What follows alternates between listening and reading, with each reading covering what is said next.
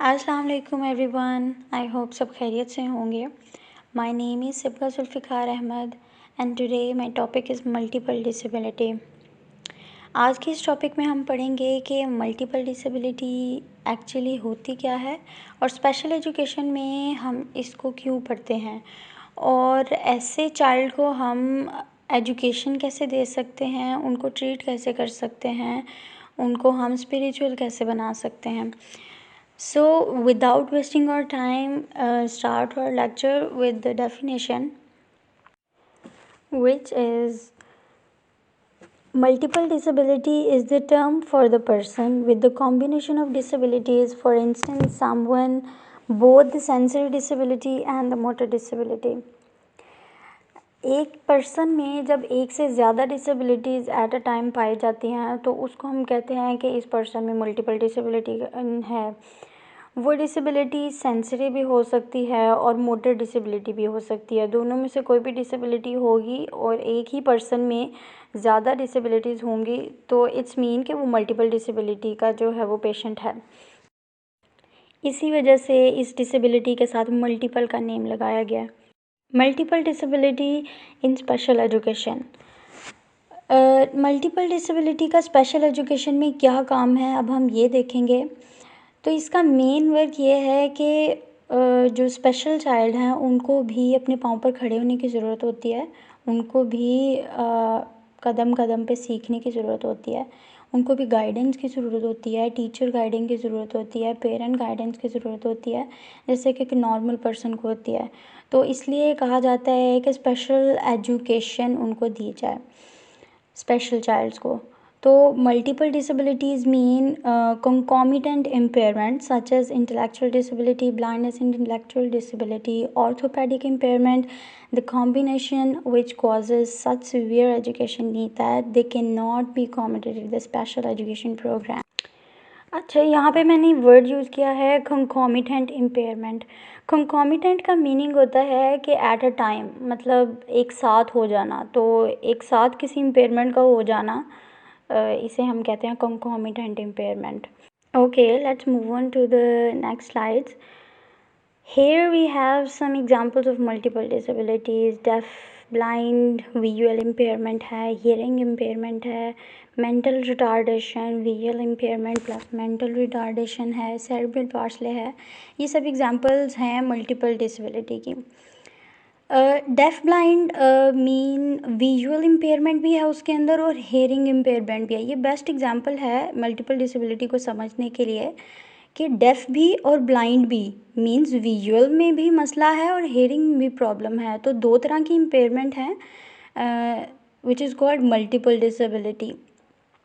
इसी तरह visual impairment है, हेयरिंग इम्पेयरमेंट है, मेंटल रिटार्डेशन है। तो ये सारी एग्जांपल्स हैं मल्टीपल डिसेबिलिटी की। Now we discuss some causes of multiple disabilities. The first one is prenatal causes. It includes a chromosomal abnormality, viral infection, drugs and alcohol during the pregnancy, mother malnutrition हो सकता है और physical traumas of mother. ये बहुत important चीज़ें हैं। Mother को अगर बेबी की बर्थ से पहले कोई फ़िज़िकल ट्रॉमा गुज़रा है, कोई बहुत सीवियर टेंशन है उसको, तो ये सारी मल्टीपल डिसेबिलिटी का सबब बन सकती हैं। इसके अलावा ड्रग्स या अल्कोहल का यूज़ करना मदर के लिए, ये भी मल्टीपल डिसेबिलिटी का सबब बन सकते हैं।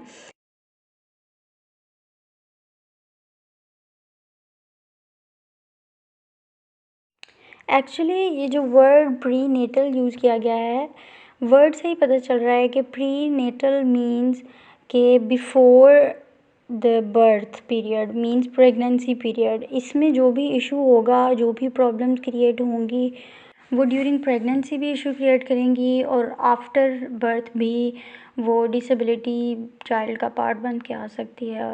वो चाइल्ड में शो हो सकती है कोई ना कोई डिसेबिलिटी की सूरत में। Okay, now we are going to discuss about some tips to guide and helping the special children for growing and developing the new skills for independently. Okay, let's move on to the next slide. The first one is believe in them. Believe कुछ करने के लिए, कुछ सीखने के लिए believe का होना बहुत ज़रूरी है, अपने आप पर भी और जिससे हम सीख रहे हैं उस पर भी। So believe in the student ability to learn, believe in them and ability to learn something new they can do it. तो किसी को ये कहना कि yes you can do it, go and do it, तो ये एक बहुत बड़ी बात होती है। किसी जो ये काम कर रहा होता है उसके लिए बहुत सी बड़ी बात होती है कि मुझे किसी ने एफ़र्ट करने का मौका दिया है और मुझे ये भी कहा है कि yes I can do this.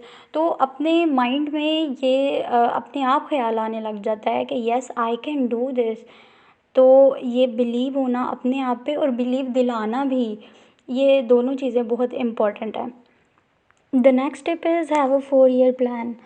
4 year period इसलिए कहा जाता है कि 4 ईयर की एज में जो है वो बच्चा थिंकिंग स्टार्ट कर देता है, सेंस उसकी जो है वो काफ़ी वर्क करनी शुरू हो जाती है, उसकी स्किल्स बहुत इम्प्रूव हो जाती हैं उस वक्त तक। इसलिए कहा जाता है कि 4 ईयर प्लान का जो है वो गैप दिया जाए। The next step is develop group goals. Work together with others on the same goals so that the students get lots of practice on the same things.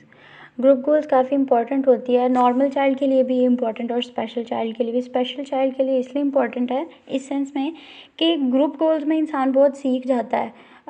कोई गलती हो जाती है तो वो स्पेसिफिकली फील नहीं होती, वो ग्रुप वर्क में थोड़ी कवर हो जाती है और इंसान सीख भी जाता है कि हाँ ये मैंने गलत किया, फ़ौरन कोशिश करता है कि मैं इसको ठीक कर लूँ। सो ग्रुप गोल बहुत इंपॉर्टेंट है। Work directly as often with the students and their paraprofessionals. Work with the students at least 1 to 2 time in a week. तो चीज़ों को रिपीट करना बहुत ज़रूरी है याद रखने के लिए। मुझे याद है बचपन में मेरा जब मूड नहीं होता था पढ़ने का तो मेरी मदर ये मुझे कहा करती थी, अच्छा तुम ये याद नहीं करी हो तो ठीक है, तुम इसको इतने टाइम्स 5 टाइम इसको रिपीट करो, ऊपर से देख के सिर्फ पढ़ो इसको। तो वो चीज़ ऑटोमेटिकली मेरे माइंड में बैठ जाती थी और मुझे याद हो जाती थी। तो द सेम थिंग इज़ कि रिपीट करना बहुत ज़रूरी है माइंड में चीज़ें बिठाने के लिए। So even if the teacher is not available on day-to-day basis, all right, but the student need to repeat 1 to 2 time in a week. अगर वीक में भी 1 या 2 दफ़ा वो रिपीट नहीं कर सकता तो मंथ में ज़रूरी है कि वो ज़रूर 2-3 दफ़ा जो है वो रिपीट करें। The next one is wait for the students response. ये चीज़ बहुत इम्पॉर्टेंट है स्पेशल चाइल्ड के लिए भी और नॉर्मल चाइल्ड के लिए भी। अब हर किसी का माइंड लेवल अलग होता है, वे ऑफ लर्निंग अलग होता है। तो कुछ स्लो लर्नर होते हैं, कुछ फास्ट लर्नर होते हैं, कुछ मीडियोकर्स होते हैं। तो वेट करना चाहिए स्टूडेंट्स के रिस्पॉन्स का। हो सकता है कि कोई क्लासरूम में बैठा जो है वो स्लो लर्नर हो तो उसको भी उतना ही चांस देना चाहिए जितना फास्ट लर्नर है, उसको भी बोलने का मौका देना चाहिए। ऐसी एक्टिविटीज़ क्लास में करनी चाहिए कि वो भी इन्वॉल्व हो और वो भी एफ़र्ट करे क्लासरूम में बोलने की, जवाब देने की एफ़र्ट करे। Here we have some tips for the students with disabilities to the general education classroom. The first one is establish the basic principle. Establish general concept about the students with and without the disabilities through the classroom discussion, books, etc. Classroom में उनको ऐसे disability वाले child को ये बताने के बजाय कि हाँ तुम में ये डिसेबिलिटी है, उसको डिस्कस करने के बजाय उनसे ये डिस्कस किया जाए कि बुक्स डिस्कस की जाएँ, उनसे एक्टिविटीज़ डिस्कस की जाएँ। उनको ये बताया जाए कि एवरीवन इज़ डिफरेंट, हर किसी का माइंड लेवल डिफरेंट है, everyone is different strength area, weakness हर किसी की अलग हैं, हर कोई एक दूसरे से डिफरेंट है। The next one is let each students share.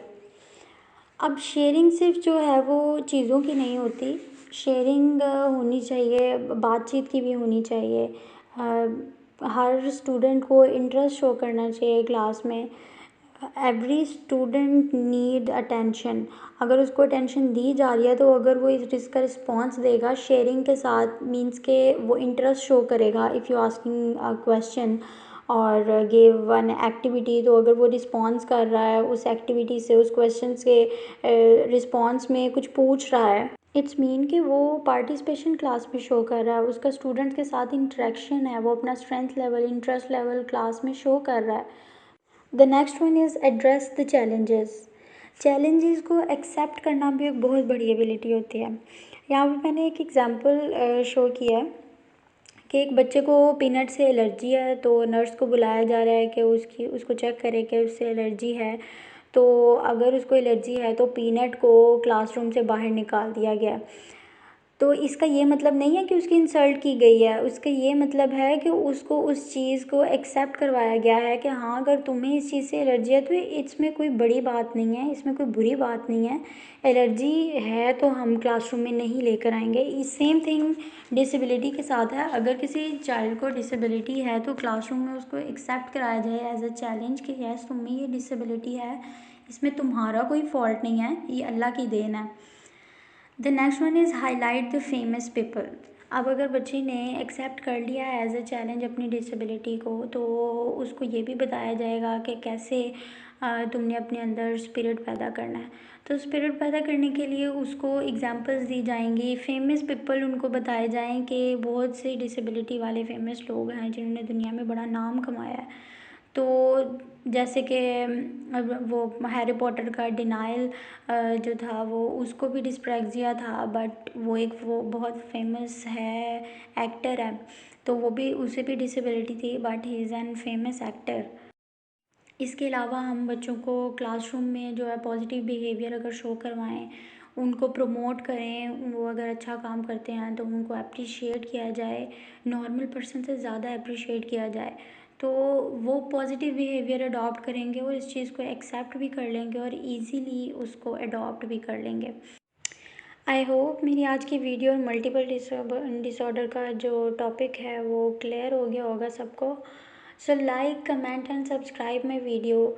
Next video के साथ मिलेंगे इंशाल्लाह। Thank you so much for watching my video. अल्लाह हाफिज़।